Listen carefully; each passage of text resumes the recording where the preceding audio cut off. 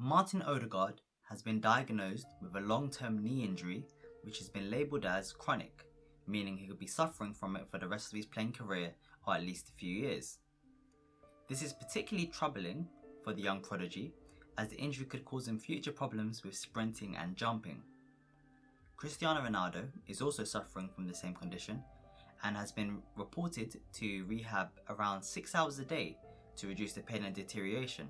However, this is noted that this rehab occurred kind of at the start of the injury and happens less so now. Before we start, if you don't know me already, my name is Matthew Feyissa and I'm a medical student from London interested in sports medicine. Make sure to drop a like and subscribe to the channel so you don't miss out on any videos in the future and can keep up to date with the latest player injuries as well as join this ever-growing sports medicine community. Like Cristiano Ronaldo, Martin Ødegaard has been diagnosed with a knee condition called Patella Tendinopathy, which is used to describe the deterioration of the patella tendon due to excessive wear and tear during a playing career. The patella is also known as the kneecap, and the kneecap is a small triangular bone which is in the front part of the knee, also known as the anterior section, and in doing so it also articulates with the femur, which is the thick bone in the thigh, and also protects the internal ligaments such as the ACL, the PCL and others inside the knee. The injury in question affects the patella tendon,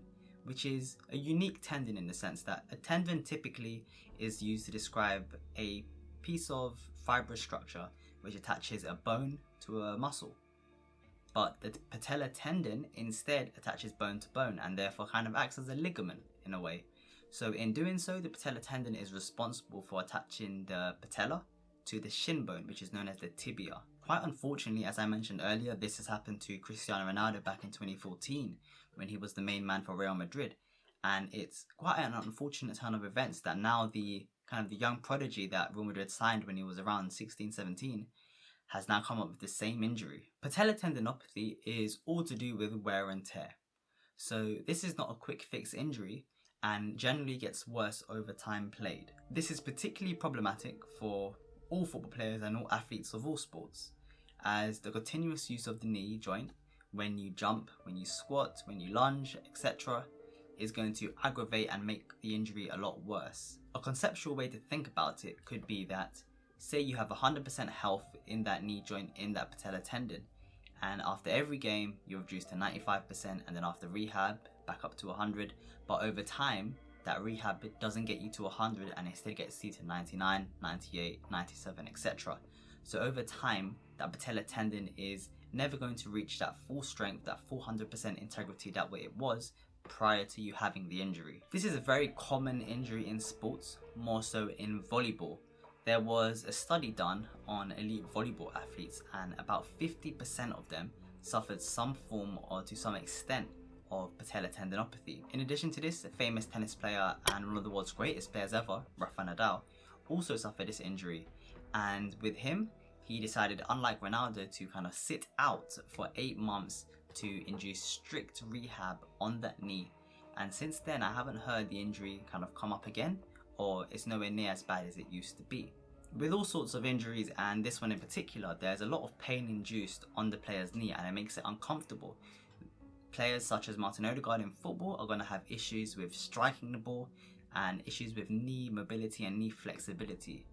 As a result, this makes playing football very uncomfortable in the short term and then gradually in the long term. In terms of what the medical team can do immediately to try and get him back to play or in the future to reduce the pain felt, the use of ibuprofen, which is a common painkiller or pain and analgesic, and it's quite good for kind of dulling down or kind of blocking muscular pain. However, much like all pain medication, ibuprofen does not deal with the issue at hand in regards to the structure of the patella tendon and instead just blocks out the pain. In the past, there was avid and aggressive use of steroidal injections in the form of corticosteroids to treat ligament and tendon injuries. The reason I say it's in the past, as currently there's been research being done prior that has kind of updated this notion that steroids are good. In reality, the research shows that steroids over time do not provide any efficacy, which is the success, or any improved rehabilitation of knee injuries or kind of tendon and ligament injuries more specifically. And as a result, the studies show that after the rehab is finished, the ligament or tendon, in this case the patella tendon, is in a worse case scenario than it was at the start and is worse than if no medication was used. In addition to this, after rehab, the ligament or the tendon involved is increasingly susceptible to snapping, breaking or tearing. So this kind of shows that steroids are not the best form or not as good as they once thought they were. Based on Ronaldo's regime of rehabilitation, the 4 key steps that are universal for a majority of injuries are used. RICE, rest, ice, compress and elevate.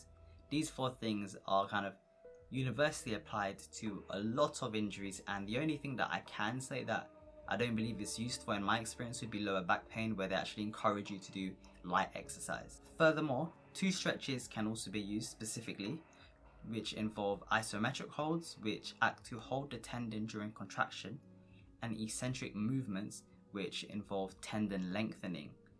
These involve squats on a decline board of around 25 degrees. This was tested in a 2005 study on volleyball players. However, the exercises used are transferable for anyone in sports and anyone that has patella tendinopathy, in not only reducing pain but also allowing players to play. Typically with tendinopathy, there is a variety of time differentials or times taken to rehab from the injury and get to play. It is unanimous that you will have long-term kind of knee injuries, which is problematic for Ødegaard, who is still very young with a promising career ahead of him, so hopefully the injury doesn't cause too many issues along that line. But in regards to specific times to get back to training or to get back to kind of playing football, there is a variety of times. Mild cases can take 3+ weeks. However, there's more severe or more even moderate cases which can take up to 6 to 8 months. Let's not forget Rafael Nadal, who I mentioned earlier, took 8 months to rehab and was perhaps overly cautious, knowing him and his medical staff that the serious nature of an injury such as patella tendinopathy. Based on my reading from the start of the season, Zidane and the Real Madrid staff did mention that they want to use him sparingly, as obviously they don't want to make the injury a lot worse than it is and bring him back too quickly. Hopefully this video can describe the kind of serious and worrying nature of this injury for Ødegaard, and hopefully it's not too demoralizing on a bright career where he can perhaps become one of the best players in the world at one point. If you want more information on this injury and how it can affect a player's play style, check out the video I did on Cristiano Ronaldo's knee injury, not the MCL but the patella tendon in specific, and I looked at some nice stats which provided an interesting look into his decline from 2014 and how his play style has changed from a dynamic winger and player that would take shots from outside the box from far range, 30 yards out, to a poacher. I hope you enjoyed this video, and please like and share it with your friends, and also subscribe to the channel so you don't miss out on any videos in the future and you personally can join this ever-growing sports medicine community. Please comment down below what you think of the injury and any future videos you would like me to make in the future. Apart from that, I'd like to say thank you for watching and I hope you enjoyed.